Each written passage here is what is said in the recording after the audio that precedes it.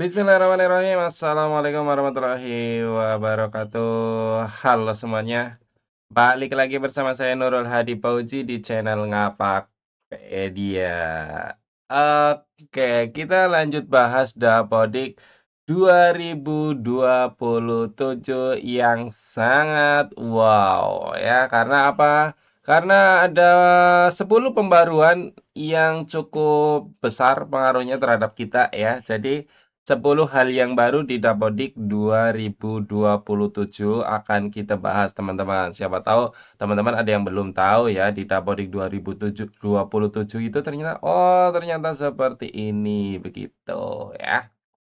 Jadi mari kita bahas satu per satu ya. Sebentar, kita susun dulu biar teksnya ada.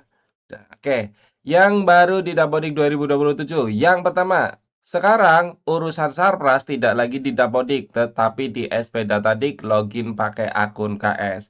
Jadi, untuk mengatur Sarpras mulai tanah, ruang, dan lainnya, itu menu-menunya di Dapodik sudah tidak ada ya. Untuk kondisi, untuk nambah, untuk hapus ruang, semuanya sudah tidak ada karena sudah pindah ke SP Datadik. Nah, tutorialnya juga sudah ada ya di video yang ini, teman-teman. Nah, cara tambah ruang atau ubah ruang di Dapodik ya, atau video yang cara menyelesaikan warning kondisi ruang di Dapodik 2027. Ini juga sudah ngebahas. Intinya sama berkaitan dengan Sarpras seperti itu ya. Itu yang pertama. Yang kedua, tidak ada menu simpan di perubahan role pengguna di manajemen pengguna di Dapodik, teman-teman. Jadi, di Dapodik sekarang nih, di aplikasi, kemudian kalau misalnya teman-teman bergantian kepala sekolah ya, itu di pengaturan, terus manajemen pengguna, ya, kita masukkan sebentar. Nah, yang saya maksud itu di sini, teman-teman. Ketika ada kepala sekolah baru, ininya tidak ada lagi yang kita bisa tambahkan kepala sekolah gitu ya. Jadi sepertinya harus ke dinas atau menunggu web baru KSPS ya. Sayangnya ini tidak bisa menambahkan role kepala sekolah. Jadi buat teman-teman yang kepala sekolahnya baru, ada beberapa kasus yang menu sinkronnya tidak ada ya. Jadi menu sinkronnya tidak ada ya karena itu, karena role pengguna KS-nya tidak terdapat seperti sekolah saya. Saya sampai sekarang belum bisa sinkron gara-gara itu ya. Oke.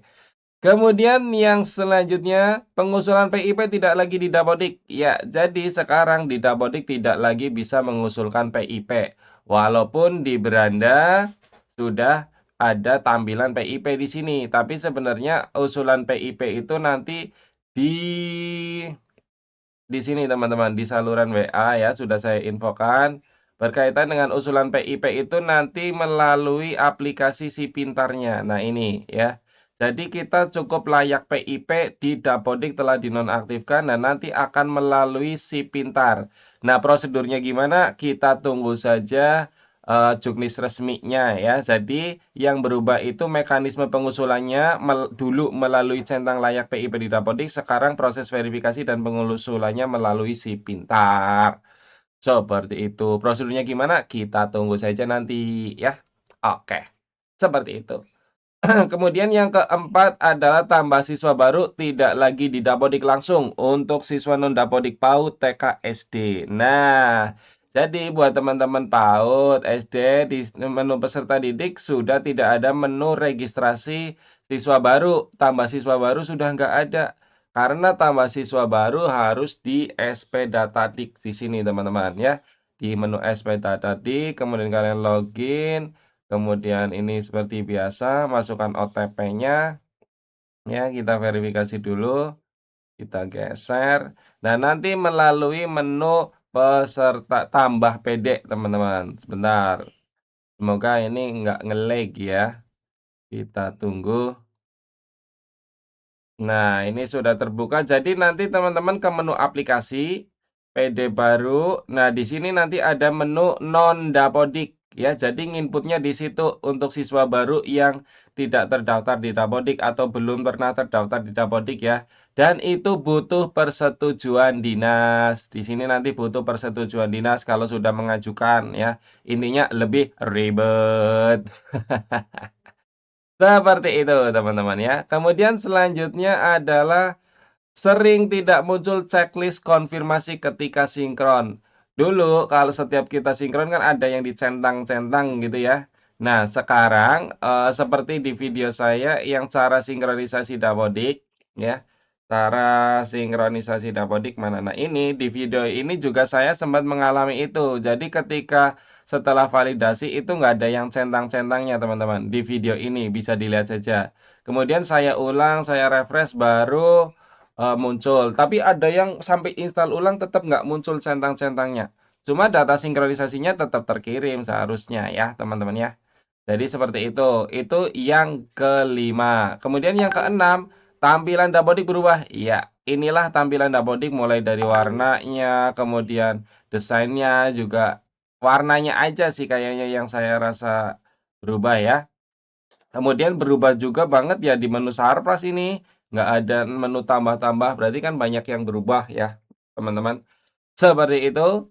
Kemudian selanjutnya yang ketujuh adalah penambahan rombel PJJ, rangkap, dan kepekerjaan luar negeri. Ini yang kepekerjaan luar negeri itu untuk SMK, kalau yang rangkap dan pembelajaran jarak jauh itu harus ke dinas ya. Jadi harus ke dinas, seperti itu. Ini sesuai dengan petunjuk di web Dapodikdasmen ya. Dapodikdasmen di berita di sini di update yang aplikasi, rilis aplikasi itu pembaruannya adalah salah satunya adalah penambahan fitur rombel PJJ dan rombel yang tadi ya, yang kelas rangkap dan lain sebagainya itu ke dinas ya. Kemudian yang kedelapan adalah penambahan status hidup orang tua. Orang tuanya masih hidup atau sudah meninggal gitu teman-teman. Di aplikasi Dapodik, di menu peserta didik, di daftar peserta didiknya itu ketika kita klik ubah dan mau mengisi nama orang tua, di situ ada menu untuk menyatakan apakah masih hidup atau sudah wafat ya, teman-teman. Jadi dipilih menunya gitu. Ini hanya untuk mengambil datanya masih hidup atau sudah wafat, artinya isian datanya tetap diminta, cuma ada konfirmasi apakah masih hidup atau sudah wafat. Kalau dulu kan di status pekerjaan ya, status pekerjaan sudah meninggal gitu ya kan kayaknya nggak pas ya.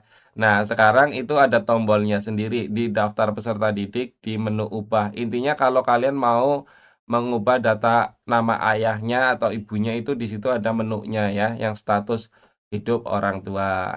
Kemudian yang kesembilan adalah pembaruan informasi implementasi kurikulum berdasarkan rombel.